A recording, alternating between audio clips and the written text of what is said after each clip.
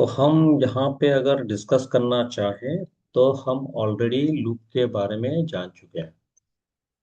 ठीक है ना। लूप तीन टाइप के होते हैं और यहाँ पे हम यूज किए हैं for, while and do while. और यहाँ पे ऑलमोस्ट हम जो नंबर फॉर लूप में किए हैं उसको कन्वर्ट किए हैं वाइल लूप में और उसको डू वाइल में। मतलब कोई भी नंबर को हम तीनों लूप में कन्वर्ट करके कर सकते हैं, लेकिन तीनों लूप बना इसीलिए नहीं है। तो तीनों लूप का प्रॉपर यूज है। तो हमें अभी जानना होगा कहाँ पे फॉर लूप यूज करना है, कहाँ पे वाइल लूप यूज करना है और कहाँ पे डू वाइल यूज करना है। ठीक है। ये इंपॉर्टेंट है अभी हमारे के लिए। तो इसको हम डिस्कस करेंगे अभी। ठीक है। तो और चेक करेंगे कि फॉर लूप को हम कैसे लिख सकते हैं। जो नंबर अभी तक हम किए हैं वो सब नंबर को हम और किसी फॉर्मेट में लूप में डिस्प्ले कर सकते हैं क्या, वो सब बात करेंगे अभी। क्योंकि ये इंपॉर्टेंट है। लूप में लूप यूज करना सबको आता है, बट कहाँ पे कौन सा लूप यूज करना है ये इंपॉर्टेंट है अगर सी के बेसिस पे हम चले। ठीक है। तो इसके लिए मैं एक क्वेश्चन प्रोवाइड कर रहा हूँ और आप ट्राई कीजिए अपने हिसाब से करने के लिए। और वहां पे मैं बताऊंगा कि कौन सा सही तरीका है, कौन सा तरीका हमें अपनाना चाहिए। ठीक है। तो क्वेश्चन सुनने के बाद आप अपना एक्सपेक्टेड आउटपुट लिखिए और उसको ट्राई कीजिए सॉल्व करने के लिए। ठीक है। ये ऑलरेडी हम कर चुके हैं। ठीक है। Write a program to accept a three digit number and display sum of digits. ठीक है। ये ऑलरेडी आप कर चुके हैं फंडामेंटल के एरिया में, तो आपको, मुझे नहीं लगता है कि आपको इसमें कुछ दिक्कत होना चाहिए। तो मैं यहाँ पे एक्सपेक्टेड आउटपुट लिख रहा हूँ, एक्सपेक्टेड आउटपुट। और यहाँ पे आ रहा है enter a three digit number. तो हम इनपुट कर रहे हैं 123। तो यहाँ पे आंसर आना चाहिए the sum of digits is 6। ठीक है। तो ये हो गया। तो इसके लिए प्रोग्राम लिखते हैं। तो हैश इंक्लूड stdio.h, फिर void में इंट n। तो मैं वेरिएबल जब डिक्लेयर करूंगा, यूज करूंगा तब डिक्लेयर करूंगा। तो मैसेज आना चाहिए enter a three digit number. और यहाँ पे यूज करेंगे scanner, scanner percentage D M% N. ये हो गया। तो अब हमें क्या चाहिए, डिजिट चाहिए जो कि हम अलग अलग कर रहे थे। तो यहाँ पे ए इक्वल टू एन मॉट 10, जहाँ पर कि लास्ट डिजिट निकल जाएगा। तो इसके लिए ए ले रहे हैं। तो बी निकालने के लिए हम क्या किए थे, एन सेकेंड डिजिट निकालने के लिए हम पहले एन बाय 10 किए थे और उसके बाद हम बी को मॉड 10 किए थे जहां पर कि सेकेंड डिजिट निकल जाएगा। तो इसके लिए दो वेरिएबल और चाहिए, बी और सी। और डी इक्वल टू मैं क्या कर रहा हूँ, बी बाय 10 कर दे रहा हूँ।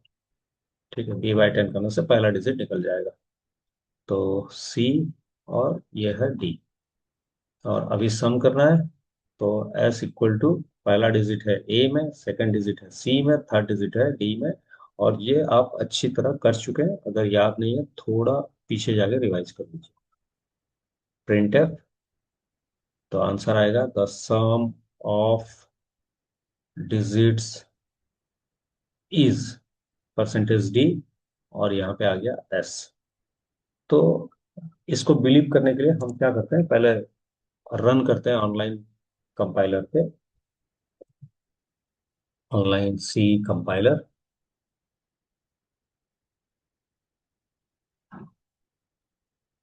तो इसको मैं यहाँ से इरेज कर दे रहा हूँ और वही प्रोग्राम को लिख रहा हूँ, हैश इंक्लूड stdio.h, फिर void में curly bracket int n comma a comma b comma c comma d comma S.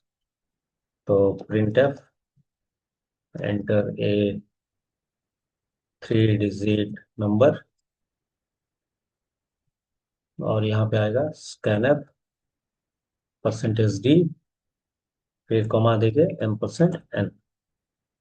ये हो गया। फिर ए इक्वल टू हम लिखे थे N mod 10।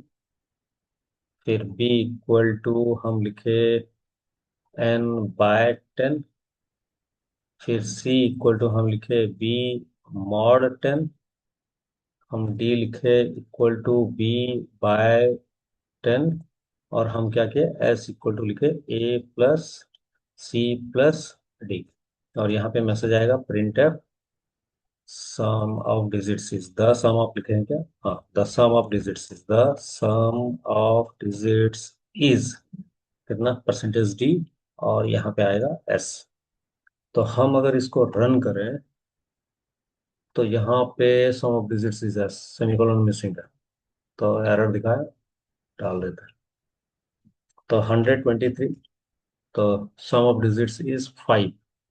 तो 5 यहाँ पे मैं गलत किया हूँ, देखिए यहाँ पे डी गलत लिख दिया हूँ, यहाँ पे सी होना चाहिए।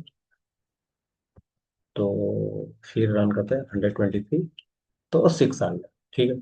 तो ये एक प्रोसेस है आपको सम ऑफ डिजिट्स निकालने का, लेकिन जब डिजिट्स 3 है तो आप ये यूज कर सकते हैं, लेकिन हमारा ऑब्जेक्टिव ये नहीं है।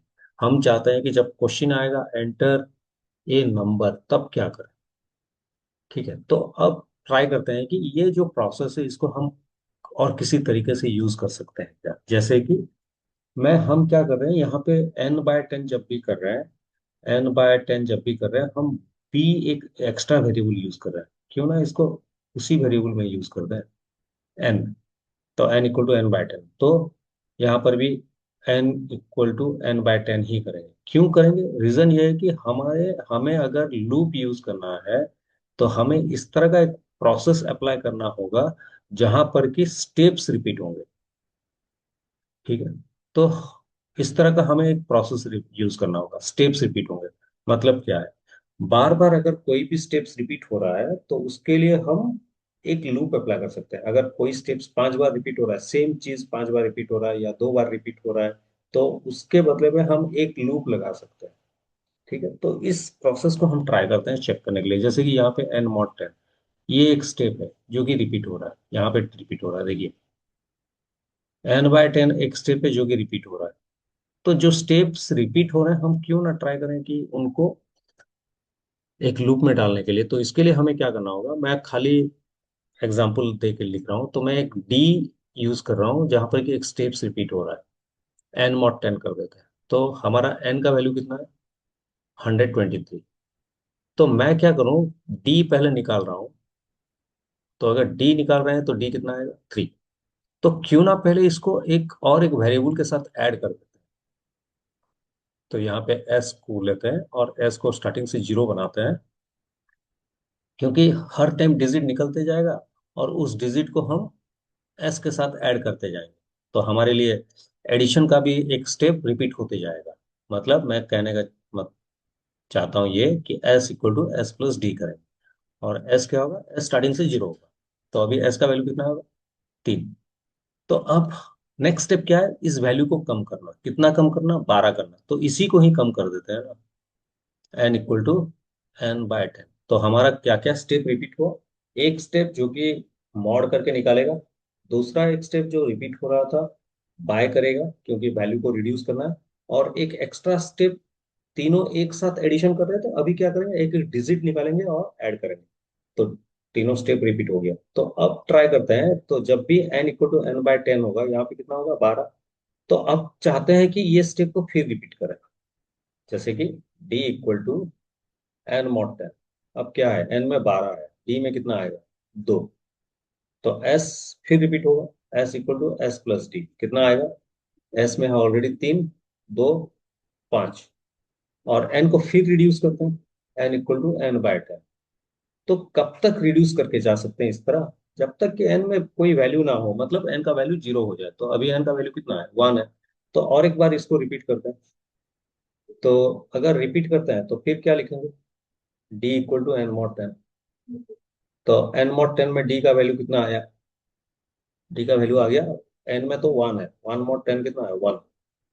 तो एस इक्वल टू कितना? S plus D. एस में ऑलरेडी कितना है? 5। 5 + 1 कितना? 6। तो एन इक्वल टू, फिर रिड्यूस करते हैं, एन बाय 10, 1/10 कितना होता है? 0। और हो नहीं सकता, ठीक है, क्योंकि 0 आ चुका है और आगे वैल्यू नहीं है इसके पास, तो और रिपीट नहीं हो सकता। तो मतलब अगर हम इसको रिपीट करने के लिए ट्राई करें तो यही आंसर होगा, मतलब 3 बार लिखेंगे तो ये आंसर आएगा। तो मैं आपको ये रन करके दिखा रहा हूँ। ठीक है, तो यहाँ पे जो स्टेप्स हैं मैं उनको हटा दे रहा हूँ, और यहाँ पे हमें खाली कितना चाहिए? N D and S. तो डी ले रहा हूँ और एस को स्टार्टिंग से कितना बना दे रहा हूँ? 0। तो यहाँ पे क्या होगा? D equal to N mod 10, फिर s equal to S plus d, फिर n equal to N by 10। ठीक है, अब फिर और एक बार रिपीट हो रहा है, D equal to N mod 10, S equal to S plus D, N equal to N by 10। और फिर क्या है? फिर 3 स्टेप हुआ था वहां पे, एन मॉड 10, और यहाँ पे S equal to S plus D, N equal to N by 10। हो गया। तो अब ये एस का कुछ जरूरत ही नहीं है। तो ये है हमारा प्रोग्राम। अगर हम इसको रन करें अभी तो वही सेम चीज आएगा। अगर मैं 459 दे रहा हूँ तो देखिए, 9 5 14 4 18। तो ये है प्रोग्राम। लेकिन हम, इंटेंशन ये था कि अगर कोई भी स्टेप्स रिपीट हो रहा है हमें वहां पे लूप अप्लाई करना है, क्योंकि ये नंबर को हमें लूप में कन्वर्ट करना है। ठीक है, तो अब ये 3 स्टेप जो हैं ये रिपीट बार बार हो रहा है। तो 3 बार रिपीट करना है, कैसे यूज करें? एक लूप लगाते हैं। तो for I equal to 1, I less than equal to 3, I plus plus, I plus plus. ठीक है ना? तो स्टेप रिपीट हुआ, और यहाँ पे हमें क्या करना है? एंटर डालना है, और इस कॉली ब्रैकेट के अंदर इसको लेके जाके ऐड कर देना है, क्योंकि ये यही स्टेप रिपीट हो रहा है। तो यहाँ पे मैं इसको डाल दे रहा हूँ। ठीक है, तो अब क्या करें? तो यहाँ पे हम इसको हटा सकते हैं। ठीक है, अब अगर इसको रन करें, आई डिक्लेयर नहीं है बोला, तो इसके लिए हम क्या करें? यहाँ पे आई को डिक्लेयर कर देते हैं और रन करते हैं। तो रन करें तो 123, तो 6 आया। फिर रन करते हैं, 567, तो 18 आएगा। तो आई होप आपको प्रोग्राम समझ में आ चुका है। तो अब हमें काम क्या है? इस प्रोग्राम का मेमोरी आउटपुट निकालना है, कैसे काम कर रहा है। ठीक है, तो मैं क्या कर रहा हूँ, इस एंटायर प्रोग्राम को मैं ट्राई कर रहा हूँ यहाँ पे कॉपी करके आपको दिखाने के लिए। हो रहा है कि नहीं पहले देखते हैं। ठीक है, यहाँ पे मैं ट्राई कर रहा हूँ इसको पेस्ट करने के लिए। पेस्ट तो हो गया, लेकिन बड़ा कैसे होगा, ये क्वेश्चन है। तो होम में चलते हैं, यहाँ पे इसको ऐड करते हैं। यहाँ पे ये हो गया, और इसको थोड़ा हम ट्राई करते हैं फॉन्ट का साइज ऐड करने के लिए। और यहाँ पे हम इसको 22, बहुत बड़ा हो जा रहा है, तो 18 में काम करते हैं। ठीक है, तो ये हो गया आपका प्रोग्राम। तो अब इस प्रोग्राम को हम ट्राई करते हैं रन करके देखने के लिए। तो यहाँ पे मैं क्या कर दे रहा हूँ, यहाँ पे मैं आपका मेमोरी आउटपुट बना दे रहा हूँ। इसको 2 पार्ट में डिवाइड कर दे रहे हैं, और यहाँ पे करेंगे मेमोरी, और यहाँ पे हम यूज करेंगे आउटपुट स्क्रीन। ठीक है, तो hash include stdio.h for printf and scanner, void main is the starting function, opening curly bracket execution of main function, int n comma d comma s equal to 0, I variable declaration which reserves space in memory। तो n के लिए, d के लिए, s के लिए 0, और i के लिए।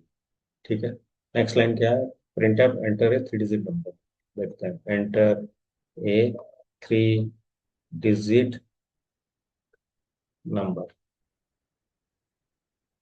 ठीक, तो स्कैनर %d %n एक नंबर एक्सेप्ट करते हैं, 123, और उसको स्टोर कर देते हैं कहाँ पे, 123 n में। अब आता है यहाँ पे for I equal to one, तो आई में कितना आया, one.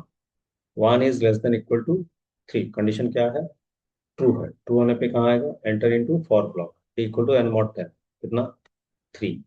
S equal to S plus D, तो एस में zero plus D three. N equal to N by 10, 12। End of for block, तो कहाँ गया, आई plus plus two. Two is less than equal to three, condition true. तो enter into for block, curly bracket, enter into for block D equal to N mod 10, कितना, D में आएगा to क्योंकि N में है 12। S equal to S plus D, S में है three plus two, five. N equal to N by 10, कितना, 12/10 है one. End of for block I plus plus three. Three is less than equal to three, condition क्या है, true है। True होने पे curly bracket, enter into for block D equal to N mod 10। N में है one, one mod 10 कितना, one. S equal to S plus D, s plus d five plus d कितना, six. N equal to N by 10, zero. End of for block I plus plus four. Four is less than equal to three, condition false. तो printed the sum of digits is, the sum of digits is कितना, six. End of main function. ठीक है, तो आपको समझ में आ चुका है। तो अभी आप एक क्वेश्चन कर सकते हैं, i less than equal to three क्यों लिखा है। तीन इसलिए क्योंकि तीन डिजिट नंबर है, अगर फोर होता तो फोर डिजिट नंबर। तो अभी अगर हम एग्जाम्पल टेस्ट करने के लिए चेक करें, तो मैं अगर इसको रन करूं और यहाँ पे फोर डिजिट का एक नंबर डाल दूं, 1 2 3 4, या 1 2 2 3, तीन दो पाँच, दो एक सात, एक आठ, नहीं आएगा आंसर। क्योंकि रीजन ये है कि ये फोर डिजिट नंबर है और लेस देन थ्री के हैं। लेकिन अगर मैं इसी को फोर बना दूं और अभी रन करूं तो आंसर सही आएगा, 1 2 2 3। देखिए आंसर सही आएगा। तो जो नंबर हम फोर यूज कर रहे हैं या थ्री यूज कर रहे हैं, this is only because of repeating nature, मतलब कुछ स्टेप्स को हम रिपीट कर रहे हैं, इसके लिए ये लिखा हुआ है। होप आपको समझ में आ चुका है। लेकिन अगर आपको कहीं पे बोल दिया गया कि एंटर ए नंबर, आपको डिजिट नहीं दिया जा रहा है, तो आप क्या करो, एंटर ए नंबर। तो क्या करें, एंटर ए नंबर होने पे अब आपको एक चीज ध्यान में रखना होगा कि यहाँ पे आप जो भी नंबर लेंगे एट द एंड एन का वैल्यू जीरो ही होगा। तो मैं क्या करता हूँ, यहाँ पे हम अभी तक जो भी कंडीशन यूज कर रहे हैं, हम आई अगर यहाँ वेरिएबल लिया है, तो यहाँ पे आई के बेसिस पे ही कंडीशन अप्लाई कर रहे हैं। तो मैं क्या करना चाहता हूँ कि आई के बेसिस पे कंडीशन अप्लाई नहीं करके मैं क्या करना चाहता हूँ, यहाँ पे एन के बेसिस पे कंडीशन अप्लाई करूंगा। मतलब एन ग्रेटर देन जीरो लिखूंगा या N is not equal to zero लिखूंगा। कुछ प्रॉब्लम है क्या,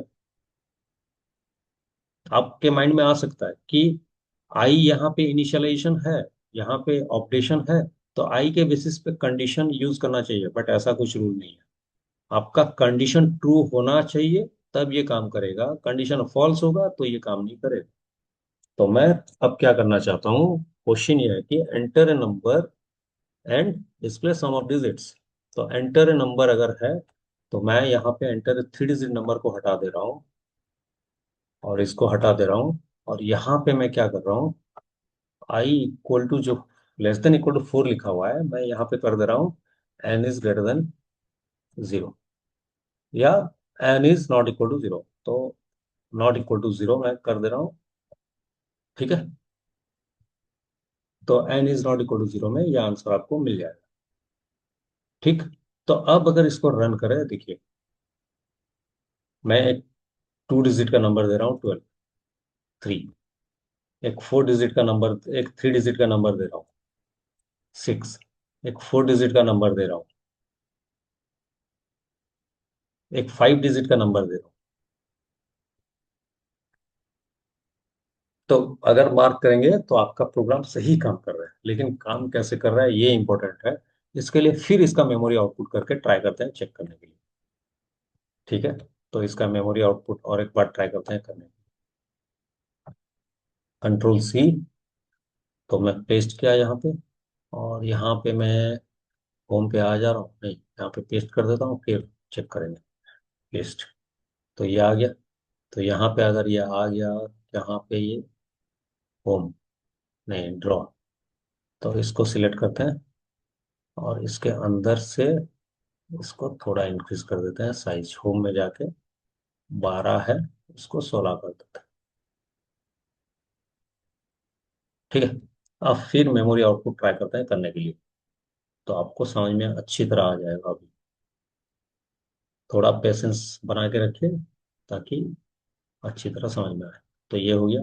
तो यहाँ पे है मेमोरी, और यहाँ पे क्या है, आउटपुट स्क्रीन। ठीक है। तो hash include stdio.h for printf and scanner, void main starting function, opening curly bracket, execution of main function, int n comma d comma s equal to 0 comma I variable declaration which reserves space in memory. तो n d s equal to 0 और I। ठीक है। फिर ये line हो गया, enter a number, तो enter a number. ठीक है। Scanner percentage D X percent N, accept a number from the user, मैं वही 3 डिजिट नंबर दे रहा हूँ 123, and store it in N. तो अब आते हैं for I equal to 1, I 1, N is not equal to 0। N में कितना, 123 is not equal to 0। Condition क्या है, ट्रू है। ये कंडीशन ट्रू है। ट्रू होने पे कहाँ आएगा, नीचे opening curly bracket, enter into for block D equal to N mod 10। तो डी में आया 3, S equal to S plus D, तो एस हुआ 3, N equal to N by 10, ये हो गया 12। End of for block I plus plus, तो ये हो गया 2। तो फिर आया कंडीशन के पास, तो एन में कितना है 12, 12 is not equal to 0। Condition क्या है, ट्रू है। तो ट्रू होने पे नीचे आया enter into for block D equal to N mod 10। D में कितना 2, एस कितना 5, एन कितना, n equal to N by 10 1। फिर end of for block I plus plus 3। तो फिर आया कंडीशन के पास n is not equal to 0, 1 is not equal to 0। Condition क्या है, ट्रू। फिर अंदर गया, enter into for block D equal to N mod 10। D में कितना है 1, S equal to 5 plus 1 6, N equal to N by 10 0। End of for block I plus plus, कितना I plus plus 4। Condition के पास आया, condition में क्या है, N is not equal to 0। N में कितना है 0, 0 is not equal to 0। Condition क्या है, फॉल्स। तब फॉल्स होने पे आउट ऑफ लूप नीचे आया the sum of digits is, the sum of digits is 6। Hope आपको समझ में आ चुका है। लेकिन आपके माइंड में एक क्वेश्चन आता होगा, यहाँ पे तो मैं N is not equal to 0 use कर रहा हूँ, आई का तो कुछ काम ही नहीं है ना। आई किस काम का है यहाँ पे, आई तो कहीं पे यूज ही नहीं होगा। तो आई को मैं क्यों ना हटा दूं, यहाँ से आई को काट देता हूँ। यहाँ आई प्लस प्लस जो है इसको भी काट देता हूँ, I equal to I plus 1 भी काट देता हूँ। तो अब फॉर लूप में हमें 3 चीजें लिखना है। अगर 3 चीजें नहीं लिखना है, एटलीस्ट 3 चीजें हैं बोल के इंडिकेट करना है बाय यूजिंग सेमीकोलन। तो मैं क्या कर रहा हूँ, यहाँ पे दिखा रहा हूँ आपको, ध्यान से देखिए। यहाँ पे मैं ये आई इक्वल टू 1 जो है इसको हटा दे रहा हूँ, मतलब सेमीकोलन है तो इसके आगे कुछ है, एज्यूम कर रहे हैं। और आई प्लस प्लस है यहाँ पे हटा दे रहा हूं, और यहाँ से आई को हटा दे रहा हूं। तो हम फॉर लूप इस तरह लिख सकते हैं, फॉर लूप इस तरह लिख सकते हैं। तो सेमीकोलन के आगे जो है इनिशियलाइजेशन, सेमीकोलन के इस यहाँ पे जो है वो कंडीशन ऑपरेशन बोल के हम जानते हैं। तो अब रन करते हैं तो काम करेगा क्या, बिल्कुल काम करेगा। 123 दे रहे हैं तो 6 दिखाएगा, 45 दे रहे हैं तो 9 दिखाएगा। तो ये बिल्कुल तरीका सही है। तो आपके माइंड में अभी क्वेश्चन आ सकता है कि इनिशियलाइजेशन कहाँ पे, इनिशियलाइजेशन का मतलब क्या होता है, एक वैल्यू, स्टार्टिंग वैल्यू जो कि एक वेरिएबल में देना है। तो इनिशियलाइजेशन कहाँ पे हो रहा है, अगर हम इसको हटा दें, तो मैं इसको फिर और एक बार कॉपी करके आपको दिखा रहा हूँ। कॉपी किया और यहाँ पे आपको पेस्ट कर दे रहा हूँ।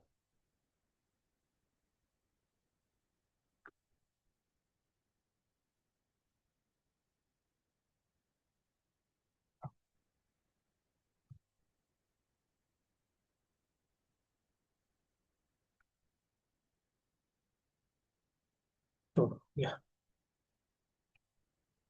तो अब यहाँ पे आप बोल सकते हैं कि इनिशियलाइजेशन कौन सा है। ये पार्ट इनिशियलाइजेशन है। जब आप एन में एक वैल्यू डाल रहे हैं, वो इनिशियलाइजेशन की तरह काम किया। ठीक है। कंडीशन कौन सा है? ये N is not equal to zero जो है वो कंडीशन है। और फिर ऑपरेशन कौन सा है? ये जो एन का वैल्यू आप रिड्यूस कर रहे हैं, ये एन का वैल्यू आपका ऑपरेशन है। तो तीन चीज यहाँ पे आ गए। इसके लिए यहाँ पे आई जरूरत ही नहीं है। लेकिन ये पार्ट हम ब्लैंक छोड़ रहे हैं, मतलब ये कुछ यूज नहीं होगा। इसको हम ब्लैंक छोड़ रहे हैं, मतलब ये भी यूज नहीं होगा कहीं पे। बट ये कंडीशन हमेशा काम करेगी। ठीक है। तो आप इस तरह का कहीं चीज देखेंगे क्या जहां पर कि खाली कंडीशन है? बिल्कुल देखें। कहाँ पे? हम जब वाइल लूप लिखते हैं तो खाली वाइल में कंडीशन ही डालते हैं, while N is not equal to zero. तो इसके लिए अगर एंटर ए नंबर है तो ये नंबर वाइल लूप में ही होना चाहिए। क्यों चाहिए? फॉर लूप हमें वहां यूज करना चाहिए जहां पर कि एज ए प्रोग्रामर हमें मालूम है कि एक कंडीशन कब फॉल्स होगा। सपोज मैं 1 to 10 प्रिंट करता हूँ, तो मुझे मालूम है कि आई का वैल्यू जब 11 होगा ये कंडीशन फॉल्स हो जाएगा। सपोज मैं एक नंबर प्राइम है कि नहीं चेक करना चाहता हूँ, तो सपोज एन वैल्यू है, तो ये जब n+1 हो जाएगा तब कंडीशन फॉल्स हो जाएगा। तो एज ए प्रोग्रामर अगर आपको मालूम है when a condition is going to be a false one, when a condition is going to be a false one,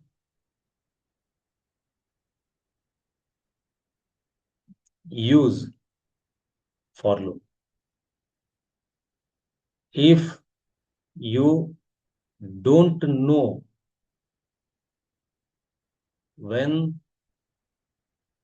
the condition will be a false one, when the condition will be a false one, use while loop। तो इस number पे क्या हुआ? हम अगर 2 digit number लेते हैं, ये दूसरे स्टेप पे फॉल्स हो जाएगा, या 3 नंबर स्टेप में फॉल्स हो जाएगा। जब हम 3 डिजिट लेंगे, ये 3 स्टेप में फॉल्स होगा, या 3 स्टेप तक काम करेगा। तो इसके लिए हमें यहाँ पे मालूम नहीं है नंबर क्या है। तो ये नंबर हमें एक्चुअली वाइल लूप में करना चाहिए। तो इसके लिए मैं इसको क्या कर रहा हूँ, वाइल लूप में कन्वर्ट कर दे रहा हूँ। ठीक है।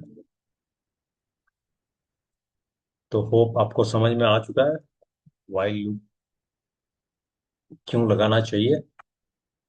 तो अब देखिए, अगर मैं 45 दे रहा हूँ तो 9 दिखाएगा, 123 दे रहा हूँ तो 389 दे रहा हूँ तो सही रिजल्ट ही देगा। 9 8 17 30। तो अभी तक आपको मालूम हो चुका है कहाँ पे फॉर लूप यूज करना चाहिए और कहाँ पे वाइल लूप यूज करना चाहिए। उसी बेसिस पे हम आगे का नंबर सब करेंगे। तो होप आपको समझ में आया। नहीं आया तो एक बार वीडियो रिपीट कर लीजिए। अगर फिर भी आपको समझ में नहीं आया, कमेंट कीजिए, फिर बात करें। ठीक है।